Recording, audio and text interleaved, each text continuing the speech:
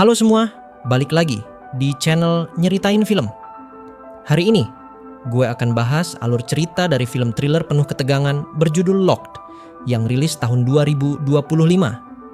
Bayangin aja, cuma gara-gara nekat membobol mobil mewah, seorang pria malah terjebak di dalam mobil itu sendiri dan dipaksa bertahan hidup di tengah permainan kejam yang sudah direncanakan matang oleh si pemilik mobil.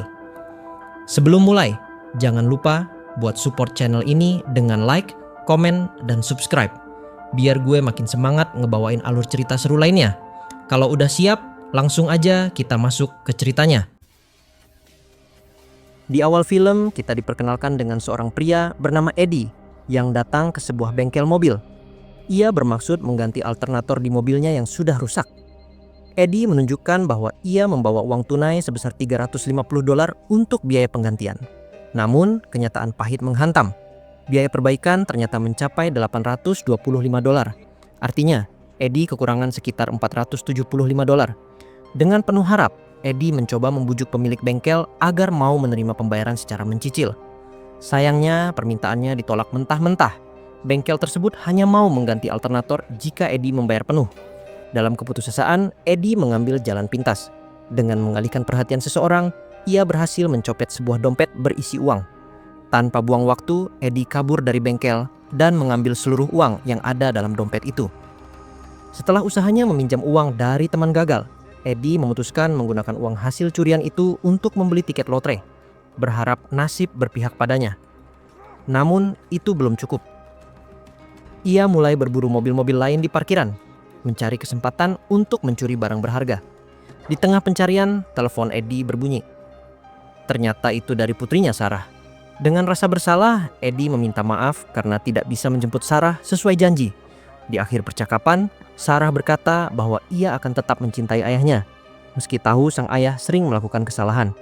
Ucapan sederhana itu membuat hati Eddie semakin berat. Waktu terus berjalan, sampai akhirnya Eddie menemukan sebuah SUV mewah yang terparkir di lokasi sepi.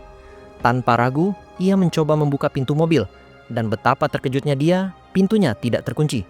Segera, Eddie masuk dan mulai menggeledah interior mobil. Namun, satu-satunya barang yang ia temukan hanyalah sebuah kacamata. Agar tidak menimbulkan kecurigaan dari orang yang lewat, Eddie berlagak seolah-olah ia adalah pemilik sah mobil tersebut. Merasa tidak mendapatkan apa-apa, Eddie memutuskan keluar. Namun, saat hendak membuka pintu, semua pintu mobil tiba-tiba terkunci dengan sendirinya. Panik, Eddie berusaha memecahkan kaca dengan berbagai cara, tapi semuanya gagal. Telepon di mobil terus berdering, membuat suasana semakin menegangkan. Dalam perjuangannya merusak pintu, Eddie malah melukai tangannya sendiri. Ia kemudian sadar bahwa sinyal ponselnya menghilang, membuatnya benar-benar terisolasi. Dengan kondisi yang semakin buruk, Eddie akhirnya mengangkat telepon yang sedari tadi berdering. Di ujung sana, terdengar suara seorang pria yang memperkenalkan dirinya sebagai William. William, pria di seberang telepon, memperkenalkan dirinya sambil memastikan apakah Eddie bisa mendengar suaranya dengan jelas. Tidak berhenti di situ, William kemudian mengaktifkan sistem listrik di jok mobil. Setiap kali Eddie mengucapkan kata-kata kotor atau mengutuk, aliran listrik akan mengalir melalui kursi, membuat Eddie tersengat. Dengan kejadian ini, Eddie pun sadar kalau William punya kendali penuh atas mobil itu dari jarak jauh. Tak hanya sekadar berbicara, William juga mulai membeberkan beberapa fakta mengejutkan. Eddie ternyata bukanlah orang pertama yang mencoba membobol mobil ini. Ia adalah orang ketujuh yang terjebak di dalam perangkap milik William. Merasa tidak percaya dengan ucapan William, Eddie mencoba melakukan tindakan nekat. Ia mengeluarkan pistol dan menembakkan peluru ke pintu mobil, berharap bisa keluar. Namun, bukannya membebaskan diri, peluru itu malah memantul dan mengenai kakinya sendiri. Akibatnya, Eddie mengalami pendarahan hebat dan hanya bisa mengerang kesakitan. Saat Eddie berusaha menahan rasa sakit, seorang perempuan lewat di sekitar mobil. Perempuan itu berdiri di dekat jendela mobil sambil menggunakan kaca jendela sebagai cermin. Melihat kesempatan, Eddie berteriak meminta tolong sambil memukul kaca sekuat tenaga. Sayangnya, perempuan tersebut tidak memperhatikan Eddie sama sekali. Itu karena kaca mobil ini menggunakan kaca satu arah. Dari luar, orang tidak bisa melihat ke dalam. Akhirnya, si perempuan pun pergi begitu saja, meninggalkan Eddie yang kembali putus asa. Tak lama setelah itu, William kembali menghubungi Eddie melalui sistem telepon mobil. Dengan suara tenang, William memperkenalkan dirinya sebagai seorang dokter. Ia juga mulai mengungkapkan rahasia kelam mobil ini. Ternyata, seluruh bagian mobil, mulai dari kaca hingga dinding, telah dimodifikasi agar tahan peluru. Lebih parah lagi, interiornya dibuat kedap suara dan dilengkapi alat pemblokir sinyal, sehingga ponsel Eddie tak bisa terhubung kemanapun. Semua perjuangan Eddie selama ini ternyata sia-sia karena memang mobil itu didesain untuk menjadi perangkap sempurna. William kemudian menyalahkan Eddie karena melakukan aksi pembobolan tanpa berpikir panjang soal konsekuensinya. Di tengah pembicaraan, William mulai menceritakan bagian dari kisah hidupnya. Namun karena kehilangan banyak darah, Eddie akhirnya kehilangan kesadaran dan pingsan di dalam mobil. Beberapa jam kemudian, Eddie kembali sadar. Ia mendapati tangannya sudah dibebat perban, begitu pula kakinya. Di sisa-sisa tenaganya, Eddie segera menghabiskan air minum dan camilan ringan yang tersisa sedikit di mobil. Pagi harinya, William kembali menghubunginya. Eddie, yang frustasi, langsung melontarkan makian karena merasa dibiarkan kelaparan dan kehausan. Mendengar kata-kata kasar itu, William tidak tinggal diam. Sebagai hukuman, William mengaktifkan lagi sengatan listrik di jok, membuat Eddie kembali tersiksa. Tak hanya itu, ia juga menyalakan AC mobil dengan suhu ekstrem dingin, memaksa Eddie untuk bertahan di tengah udara beku. Setelah puas menyiksa, William menutup komunikasi sambil memutar lagu yodel yang sangat dibenci oleh Eddie. Situasi itu membuat Eddie semakin frustasi, stres, dan kelelahan. Dalam kondisi hampir menyerah, Eddie akhirnya mencoba berbicara baik-baik dengan William. Dengan suara lemah, ia meminta maaf atas semua perbuatannya. Melihat Eddie mulai menunjukkan penyesalan, William akhirnya mematikan AC, membuat suhu mobil kembali normal. Ini menjadi titik kecil di mana Eddie mulai berpikir, mungkin ada harapan untuk keluar dari mimpi buruk ini. Setelah beberapa jam berlalu, rasa lapar dan haus yang semakin parah membuat Eddie harus menghadapi kenyataan pahit. Karena tak ada pilihan lain, ia akhirnya terpaksa buang air kecil di dalam botol yang sebelumnya ia gunakan untuk minum. Meski menjijikkan, itu adalah satu-satunya cara untuk bertahan hidup. Tak mau menyerah begitu saja, Eddie kembali mencoba berbagai cara untuk keluar dari mobil.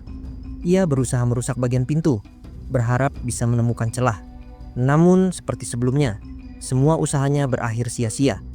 Beberapa saat kemudian, William kembali menghubunginya. Dalam kesempatan itu, Eddie melihat sekilas seorang pria berdiri di balkon apartemen yang tak jauh dari area parkir. Pria itu terlihat sedang menggunakan ponsel, membuat Eddie menduga bahwa orang tersebut mungkin adalah William. Waktu terus bergulir, dan percakapan antara Eddie dan William mulai mengungkap banyak fakta tersembunyi.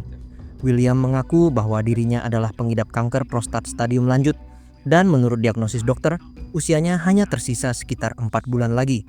Selain itu, William juga menyatakan bahwa ia sudah tidak percaya lagi pada sistem hukum.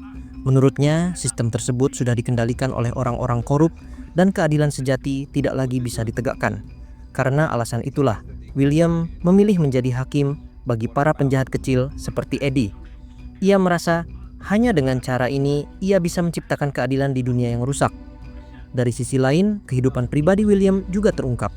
Dulunya, ia adalah seorang pria miskin yang harus berjuang keras untuk mencapai posisinya sebagai dokter kaya seperti sekarang. Sedangkan Eddie ternyata bukan orang baru dalam dunia kejahatan.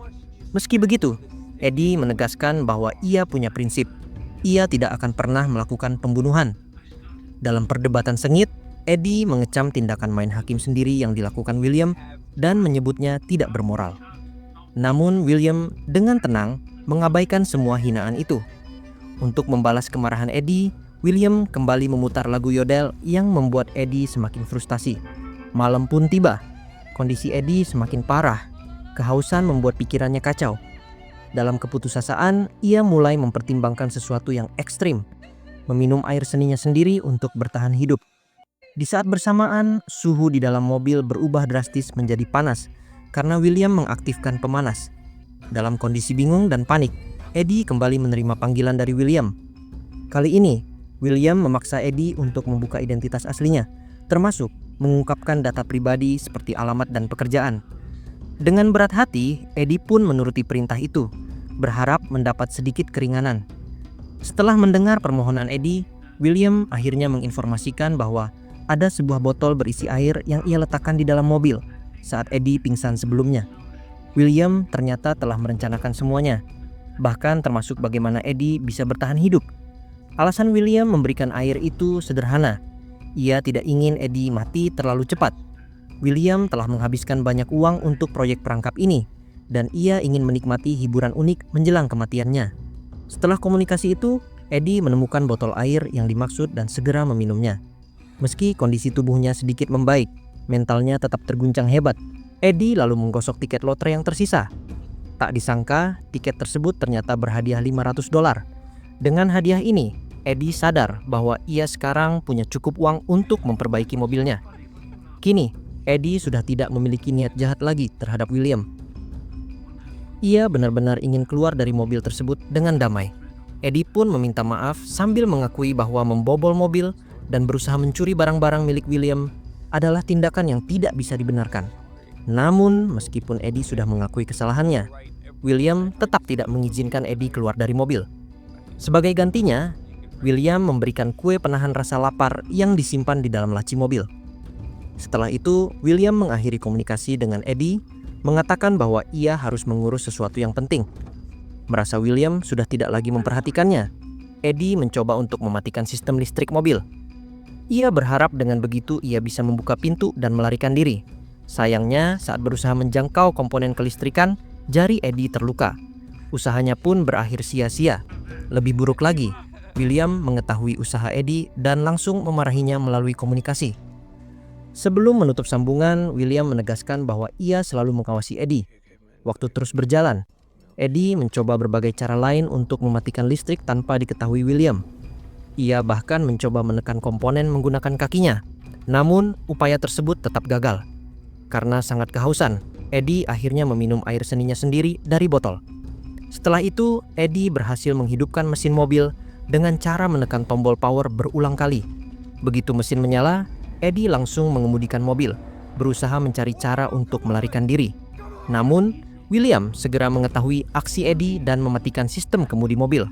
Membuat Eddie kehilangan kontrol, William lalu mengarahkan mobil ke sebuah gang sepi, di mana ada 2 orang yang sedang melakukan penganiayaan. Dengan sengaja, William menabrakkan mobil ke salah satu pelaku sebagai bentuk hukuman. Tak berhenti di situ, William mengejar pelaku lain yang mencoba kabur. Ketika pelaku tersebut terhalang pagar, William kembali menabraknya hingga pelaku itu jatuh dan terkapar. William menjanjikan akan melepaskan Eddie dari mobil jika pelaku bisa bangkit. Namun, melihat pelaku masih kesakitan, William memutuskan untuk menabraknya lagi hingga tewas.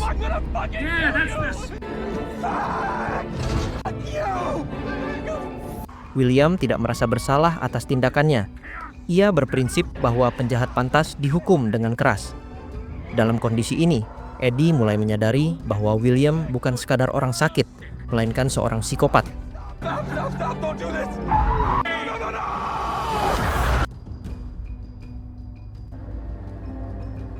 Keesokan harinya, saat mobil kembali melaju, William mengungkapkan sesuatu yang mengejutkan.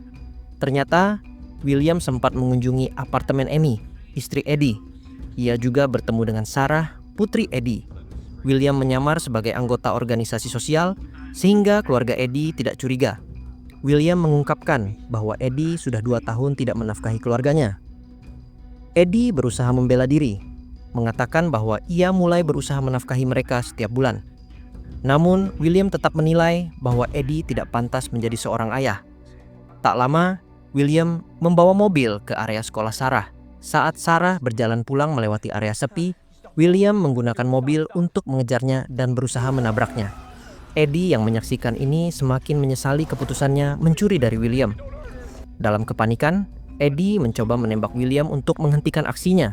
Namun, ternyata William sudah mengambil peluru dari pistol Eddie saat Eddie tidak sadarkan diri. William kemudian meninggalkan lokasi, membiarkan Sarah tetap hidup. Ia merasa sudah cukup mempermainkan Eddie.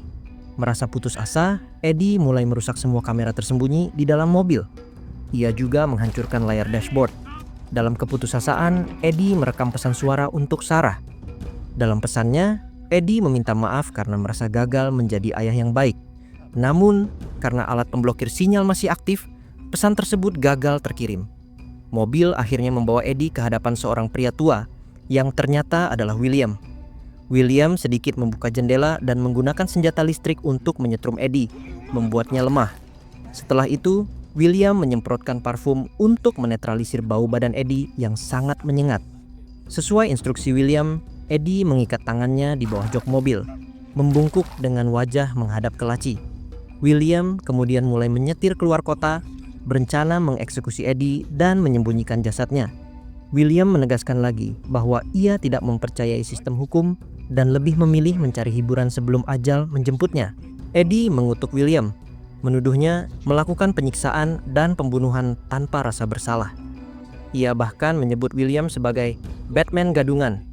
Sebagai balasan, William berulang kali mengirim mendadak, membuat hidung Eddie terluka karena terbentur laci. Dalam perjalanan, William akhirnya mengungkapkan motif sebenarnya.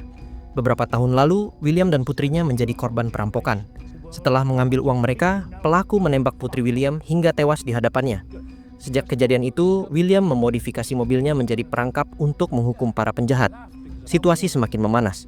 Tanpa sepengetahuan William, Eddie berhasil menekan komponen kelistrikan dengan kakinya dan mematikan sistem listrik mobil. Akibatnya, mobil kehilangan kendali dan mengalami kecelakaan. Dalam kekacauan itu, William secara tidak sengaja menembakkan pistolnya. Pelurunya memantul dan mengenai tubuhnya sendiri.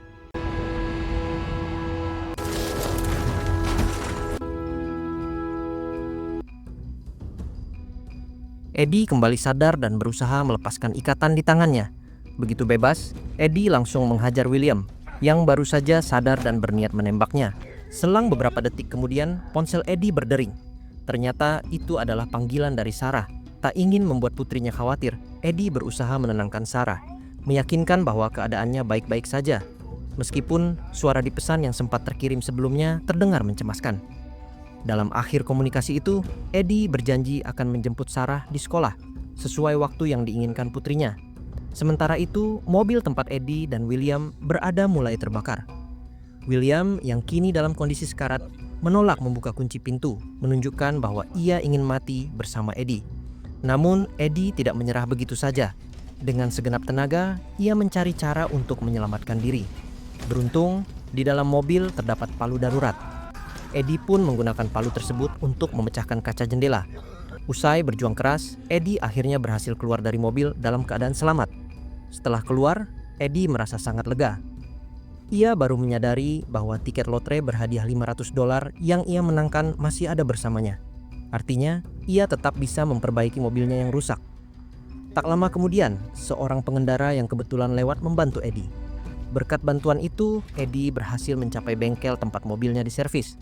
Sayangnya, proses perbaikan mobilnya belum selesai. Karena tidak ingin membuang waktu, Eddie menggunakan sisa uangnya untuk membeli sebuah sepeda kecil di bengkel tersebut. Dengan mengendarai sepeda itu, Eddie akhirnya melanjutkan perjalanan untuk menjemput Sarah. Meskipun ia sedikit terlambat, Eddie tetap merasa bangga karena telah menepati janjinya kepada putrinya.